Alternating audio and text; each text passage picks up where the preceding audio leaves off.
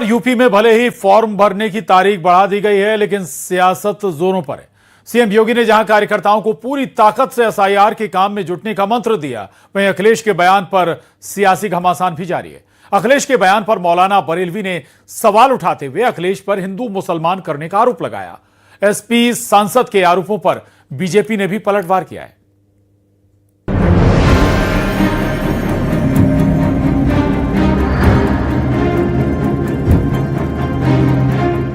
SIR को लेकर UP में सियासी पारा हाई है। लखनऊ में सीएम योगी ने कार्यकर्ताओं को बड़ा संदेश दिया कि वो 26 दिसंबर तक जी जान से एसआईआर के फॉर्म भरवाने में लोगों की मदद करें, क्योंकि उनकी ये मेहनत विधानसभा चुनाव में नजर आएगी। ये इसलिए आवश्यक है कि चुनाव में आपकी मेहनत 3/4 इस एसआईआर की सूची रिफाइंड हो जाएगी। 3/4 मेहनत आपकी पूरी हो गई, तब केवल 1/4 मेहनत आपको विधानसभा चुनाव में करना होगा और धड़ल्ले के साथ 3/4 सीट भारतीय जनता पार्टी और गठबंधन के प्रत्याशी उत्तर प्रदेश में जीतेंगे। कोई संदेह इसमें नहीं होना चाहिए। वहीं अखिलेश यादव ने आरोप लगाया कि सरकार बड़े पैमाने पर लोगों के वोट काटने की तैयारी में है। वोटर लिस्ट में उनके क्षेत्र से भी लाखों लोगों के नाम काटे गए। बीजेपी जहाँ जहाँ हार जाती है वहाँ वोट कटवा देती है। यूपी में 3 करोड़ वोट कटने जा रहा है, और जिस कॉन्स्टिट्यूंसी से मैं चुन करके आता हूँ, अभी जो डेटा निकल करके आया वो है कि 2 लाख से ज्यादा वोट कट रहा है। और हमारे बगल में एक कॉन्स्टिट्यूंसी है फर्रुखाबाद, वो भी समाजवादी पार्टी की कॉन्स्टिट्यूंसी रही है, वहाँ भी लगभग 2-2.5 लाख वोट कट रहा है। वहीं कांग्रेस का कहना है कि लगातार बीएलओ की मौत हो रही है। सरकार को आखिर एसआईआर को लेकर इतनी जल्दबाजी क्यों है? समाजवादी पार्टी की तरफ से लगातार सरकार पर एसआईआर के बहाने वोट चोरी के आरोप लगाए जा रहे हैं। अब भारतीय जनता पार्टी तो बेईमानी हर तरह की कराती है, मशीनों से तो कराती है और प्रशासनिक अधिकारियों का प्रयोग वो करते हैं और पैसे वो बांटते हैं। तो इस तरीके का काम करती है। उसका मुकाबला उत्तर प्रदेश के समाजवादी पार्टी के लोग करेंगे और फिर चुनाव जीतेंगे और भारतीय जनता पार्टी को हटाएंगे। कहीं भी किसी भी राज्य में ऐसे नहीं हो सकता। इलेक्शन कमीशन का कोई अख्तियार नहीं है एसआईआर ऐसे ही करने का, अनलेस कि वहाँ कोई कंप्लेन हो, किसी तरह की गड़बड़ी हुई हो, उस एरिया में, उस कॉन्स्टिट्यूएंसी में एसआईआर हो सकता है। मौलाना शहाबुद्दीन बरेलवी ने भी अखिलेश पर निशाना साधा है। उनका कहना है कि एसआईआर के नाम पर अखिलेश मुसलमानों को भड़काने का काम कर रहे हैं। मगर अखिलेश यादव समाजवादी पार्टी के अध्यक्ष इस एसआईआर को हिंदू और मुसलमानों में बांटना चाहते हैं। वो कह रहे हैं कि मुसलमानों के वोटों को काटा जा रहा है, निकाला जा रहा है, छाटा जा रहा है, जबकि हकीकतन ऐसा कुछ नहीं है। किसी का न वोट काटा जा रहा है, न निकाला जा रहा है, न छाटा जा रहा है। अखिलेश यादव झूठ बोल रहे हैं और मुसलमानों को भ्रमित करना चाहते हैं। वहीं अयोध्या में एसआईआर फॉर्म में माता पिता के नाम की जगह भगवान के नाम लिखने पर संतों का कहना है कि अब उनका जीवन भगवान के नाम पर ही है। देखिए, जब संस्कार होता है गुरु जी के द्वारा, जब उनको जो अच्युत गोत्र हो जाता है, उनका पुनर्जन्म के रूप में जाना जाता है।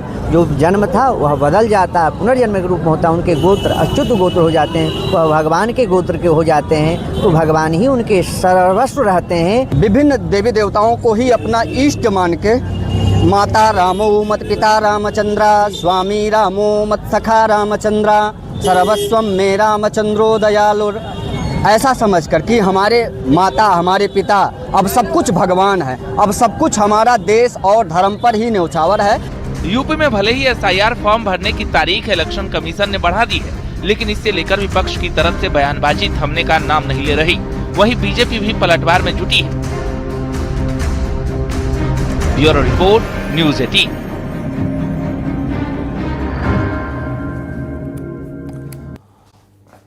कांग्रेस ने दिल्ली के रामलीला मैदान में कथित वोट चोरी के खिलाफ बड़ी रैली की। कांग्रेस अध्यक्ष मल्लिकार्जुन खड़गे और राहुल गांधी ने केंद्र सरकार को चोरी की सरकार बताया। कांग्रेस की रैली पर बीजेपी ने भी तंज कसा है।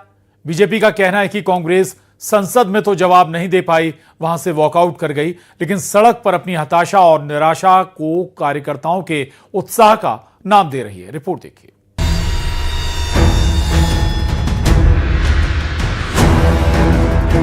कांग्रेस पार्टी के दिल्ली के रामलीला मैदान में वोट चोरी के आरोपों को लेकर बड़ा प्रदर्शन किया गया। पार्टी का कहना है कि चुनाव प्रक्रिया में गंभीर गड़बड़ियां हो रही हैं और सरकार और चुनाव आयोग की मिलीभगत से लोकतंत्र को कमजोर किया जा रहा है। ये जो सत्य और असत्य की लड़ाई हो रही है, इलेक्शन कमीशन बीजेपी के सरकार के साथ मिलकर काम कर रहा है और इनको जितनी भी इम्यूनिटी देनी है दे दो। नरेंद्र मोदी जी ने इलेक्शन कमिश्नर्स के लिए कानून बदला। कांग्रेस अध्यक्ष मल्लिकार्जुन खड़गे ने पार्टी कार्यकर्ताओं में जोश भरते हुए कहा कि पूरी ताकत मोदी को हराने में लगानी है। ईडी का आया, मैं क्या करूं? कि सीबीआई का आया, मैं क्या करूं? और अरे इतने छोटी सी चीज को अगर आप डरते हो तो आप जान देने की बात करते हो कभी कभी पार्टी के लिए। तो मैं बोलूंगा कि ये बात आपसे मन से निकालो, धैर्य रखो, सोच से कदम उठाओ, हम सब मिलके काम करेंगे, ये मोदी कहीं नजर नहीं आएगा। कांग्रेस की रैली पर बीजेपी ने तंज कसते हुए कहा कि संसद में तो विपक्ष जवाब नहीं दे पाया और वॉकआउट कर दिया, लेकिन अब रैली के बहाने झूठ और भ्रम फैलाने की कोशिश हो रही है। कुछ इस प्रकार के नारे लगे हैं जो कि बहुत आपत्तिजनक है और कुछ इस प्रकार के वहां गेटअप में लोग आए थे। कोई किसी को इलेक्शन कमिश्नर बनाया गया था, कैदी के रूप में दिखाया गया था, कोई पुलिस बन के आया था, घसीट के कैदी को लेके जा रहा था। यह भारतवर्ष की संस्थाओं के ऊपर, संवैधानिक कॉन्स्टिट्यूशनल इंस्टीट्यूशंस के ऊपर राहुल गांधी और उनकी पार्टी का प्रहार है। हम इसका घोर आपत्ति करते हैं। कांग्रेस नेता प्रियंका गांधी ने केंद्र सरकार पर हमला बोलते हुए कहा कि सरकार हर मोर्चे पर विफल रही। ईडी, सीबीआई का डर दिखाकर विपक्ष का मुंह बंद करने की कोशिश की गई। कांग्रेस पार्टी का बैंक अकाउंट बंद कर दिया गया। भ्रष्टाचार के नाम पे तरह तरह के इल्जाम लगाए गए जिसका कोई प्रमाण नहीं है। ईडी भेजी, इनकम टैक्स भेजा, सीबीआई भेजी और जैसे जैसे जिनका दिल कमजोर था, जो सह नहीं पाए, वो उनकी पार्टी में शामिल हो गए, वैसे वैसे इनकी वॉशिंग मशीन उनको धोकर उनको पाक बनाती रही।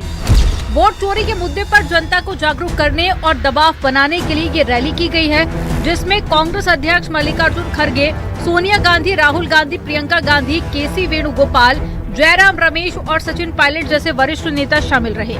वहीं बीजेपी से कांग्रेस की हताशा, निराशा का प्रदर्शन बता रही है। Bureau report, news 18।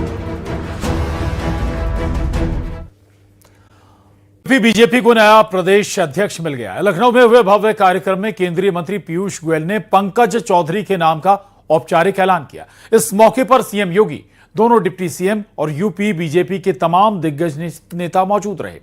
यह ऐलान 2027 के विधानसभा चुनाव से पहले पार्टी की रणनीति का हिस्सा माना जा रहा है। साथ ही प्रदेश में होने वाले जिला पंचायत चुनाव पर भी इसका खासा असर पड़ेगा। रिपोर्ट देखिए। सर्वसम्मति से भाई पंकज चौधरी जी भारतीय जनता पार्टी उत्तर प्रदेश के नवनिर्वाचित प्रदेश अध्यक्ष के रूप में घोषित करते हुए बहुत प्रसन्नता हो रही है।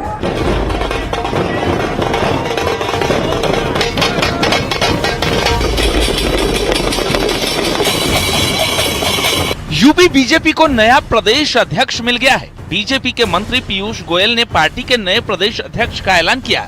इस मौके पर सीएम योगी ने कहा कि पंकज चौधरी के कमान में आगामी चुनाव में बीजेपी लड़ाई लड़ेगी। नवनिर्वाचित प्रदेश अध्यक्ष के रूप में श्री पंकज चौधरी जी का आप सभी कार्यकर्ताओं की ओर से हृदय से स्वागत करता हूं, अभिनंदन करता हूं। पंकज चौधरी के नाम का औपचारिक ऐलान होने के बाद भूपेंद्र चौधरी ने पार्टी का झंडा नवनिर्वाचित अध्यक्ष को सौंपा। भारतीय जनता पार्टी का अध्यक्ष बनने के लिए शुभकामनाएं देता हूं और निश्चित रूप से मैं उनसे आग्रह करता हूं कि हम सब कार्यकर्ता के नाते उनके नेतृत्व में पार्टी को आगे बढ़ाने के लिए, पार्टी को उत्तर प्रदेश में एक सशक्त भारतीय जनता पार्टी की बनाने की जो यात्रा है, उस संकल्प के साथ जुड़ेंगे। बीजेपी के वरिष्ठ नेता पंकज चौधरी को प्रदेश अध्यक्ष की जिम्मेदारी सौंपी गई है। उन्होंने बीजेपी प्रदेश अध्यक्ष का चुनाव निर्विरोध जीता है। मैं रोमांचित हूं, उत्साहित हूं और गौरवान्वित महसूस कर रहा हूं। कार्यकर्ताओं के इस महासंगम के अवसर पर कि केंद्रीय नेतृत्व ने मुझे कितनी बड़ी जिम्मेदारी सौंपी है।